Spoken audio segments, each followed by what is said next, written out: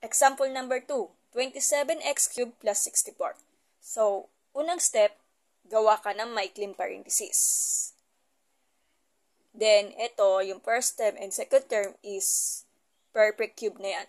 So, kailangan mo siyang isimplify. So, cube root of 27x cubed is 3x. Then, cube root of 64 is 4.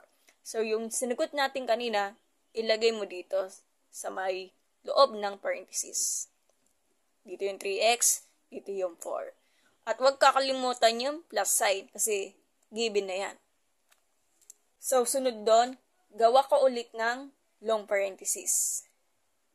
Then, yung sinagot natin kanina, yung 3x, then yung positive 4. So, unahin natin yung 3x. Yung 3x ay i-multiply mo siya twice itself. So, ganito yan. Ito yung magiging format niya. So, 3x times 3x or 3x times square is using the law of exponent. So, ito yung sagot niya.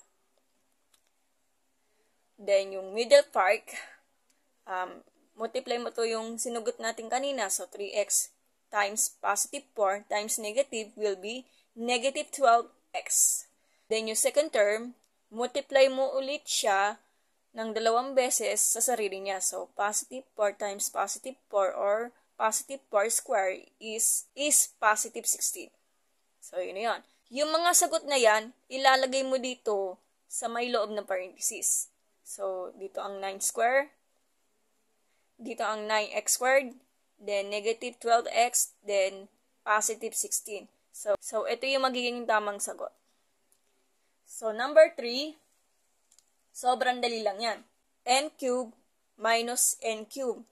Gawa ka ng maikling parenthesis. Since ito, perfect cube to, lalo na to. So, perfect cube ng m cube is m na lang.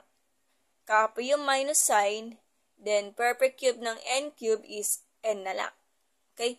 Then, ito, imumultiply mo to ng 2 beses sa sarili niya. So, magiging m square na siya.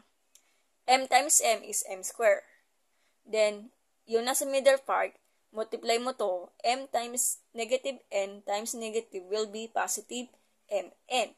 Then, negative n times negative n or negative n times square will be positive n square. So, ayun yung magiging tamang sagot. So, itong number 4 tsaka number 5 ay i-discuss natin yan sa next video.